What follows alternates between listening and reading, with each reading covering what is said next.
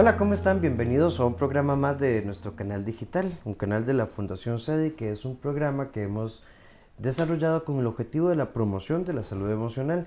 Así que gracias por seguirnos, gracias por conectarse con nosotros y hoy es para nosotros un placer presentarles un tema nuevo. Está con nosotros la doctora Ivania Calvo, psicóloga. Hola, ¿cómo les van a todos? Y un servidor, Rafael Ramos.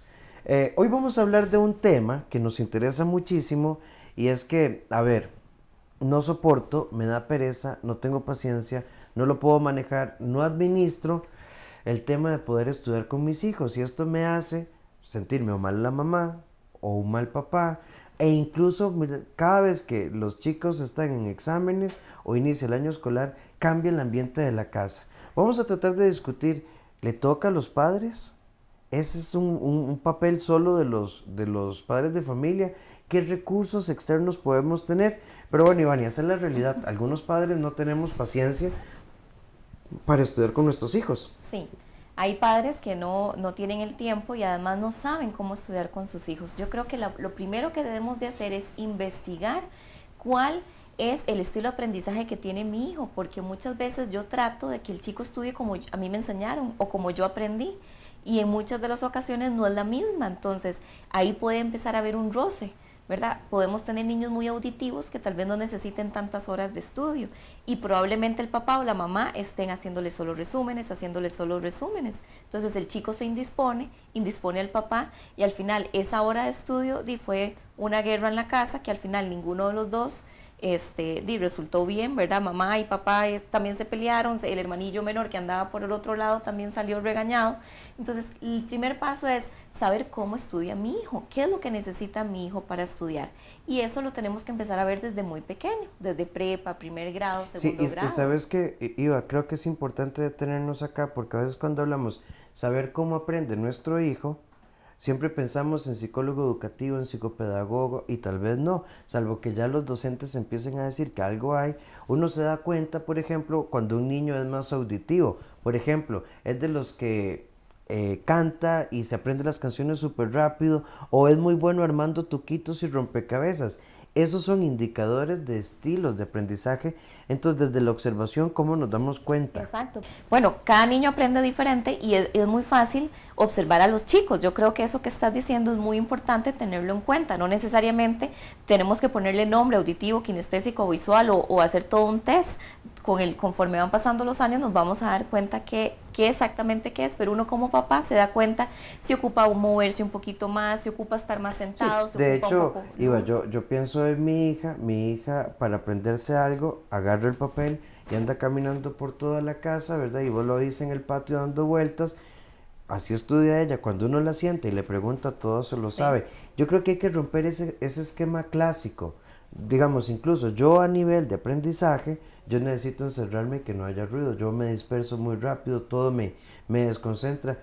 Creo que la respuesta nace ahí, ¿verdad? En la observación que podamos tener de Correcto. nuestros hijos, porque a veces pensamos que es tan complicado, si pensamos en memorice, repita y aprenda, puede ser muy estresante, pero esa no es la única forma de aprender. No, hay un sinfín de formas, por eso la primera parte de cómo estudiar con mi hijo es entender qué es lo que él necesita, porque muchas veces lo hacemos a lo que yo necesito y al tiempo que yo tengo, ¿verdad? Entonces llegó del trabajo corriendo, son las 6 de la tarde, ya papito, a ver, siéntese, estudie, el chiquito no hace nada, viene cansado, entonces también yo tengo que entender lo que necesita él necesita primero comer, descansar un poquito, sí, se hizo más de noche, pero yo voy a tener al chico con una mayor disposición.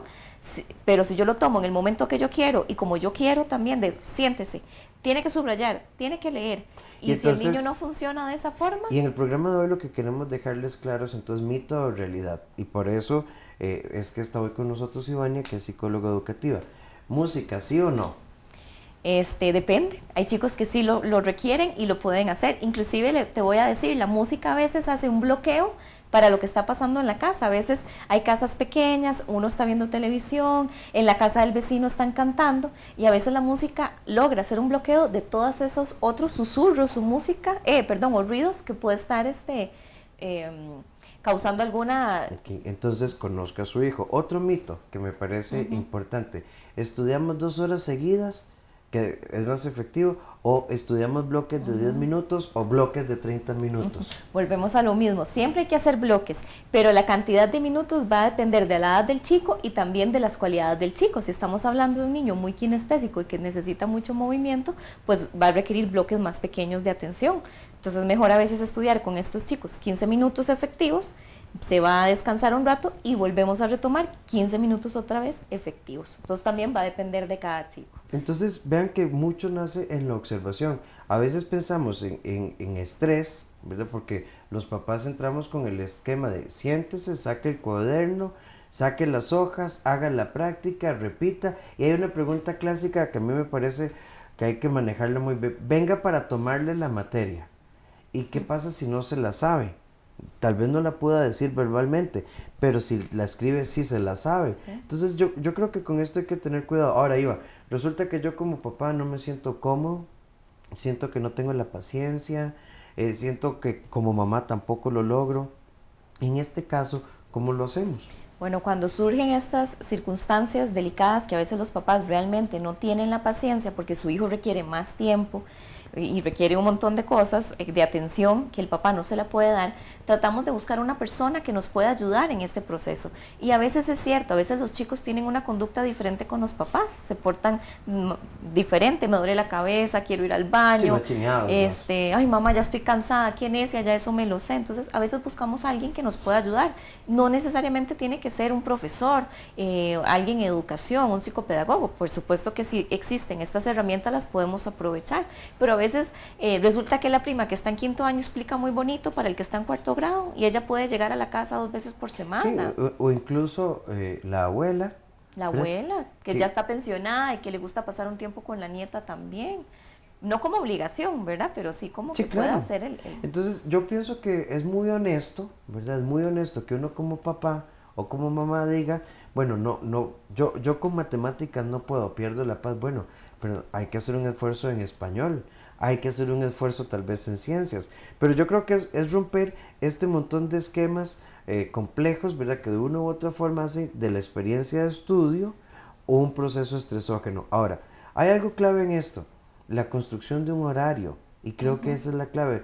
El hábito de estudio normalmente se vuelve estresógeno porque es de cara a una semana de exámenes. ¿Cómo convencemos a los hijos de crear un hábito que haga que esa semana previa a los exámenes sea más simple? Justamente esto es lo que te iba a mencionar. Si bien es cierto, yo como papá a veces no me puedo sentar a estudiar con mi hijo porque no le tengo la paciencia o no manejo la materia. ¿Cuántas veces a veces es en otro idioma y ya a veces uno no logra manejar este tipo de cosas?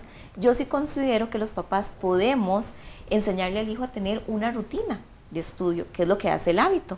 Y eso significa también estructura. Entonces, desde muy pequeños ponerles horarios de trabajo en casa.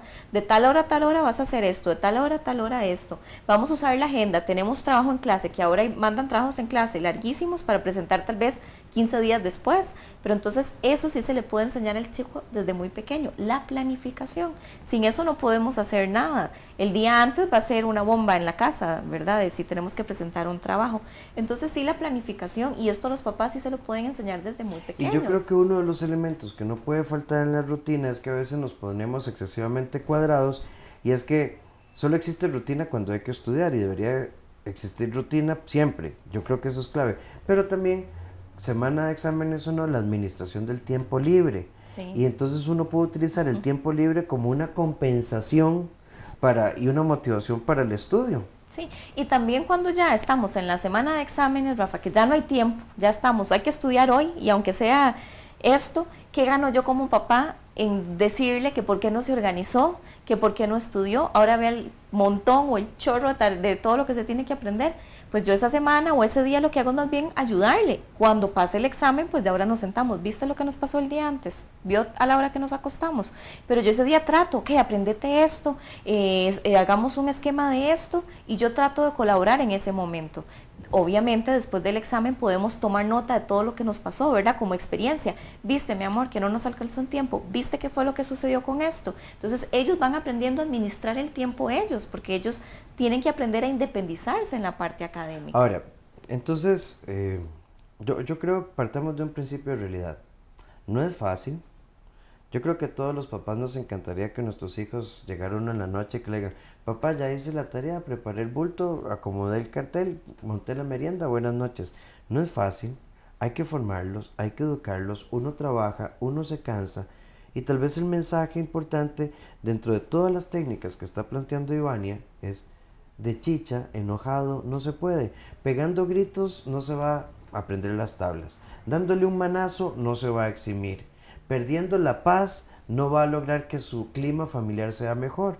A veces también, o sea, los hijos no son ordenados porque yo actúo desorden y reflejo desorden.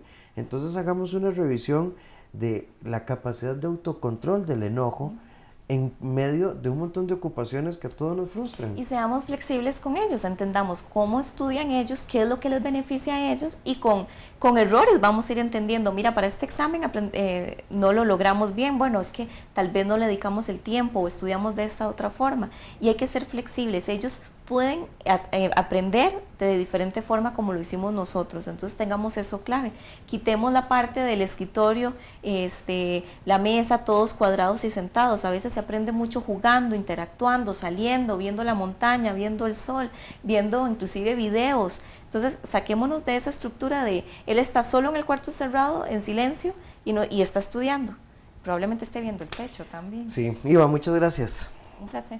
Nos tenemos que ir. Muchísimas gracias por estar con nosotros en nuestro canal digital. Recuerden que estamos a través de la plataforma de saludcr.tv. Síganos en el canal 5 y también en nuestras redes sociales, en Facebook, Fundación CEDI Costa Rica. Muchísimas gracias. Visítennos porque hay mucho más que aprender a través de nuestro canal digital. Gracias por estar con nosotros y nos vemos pronto.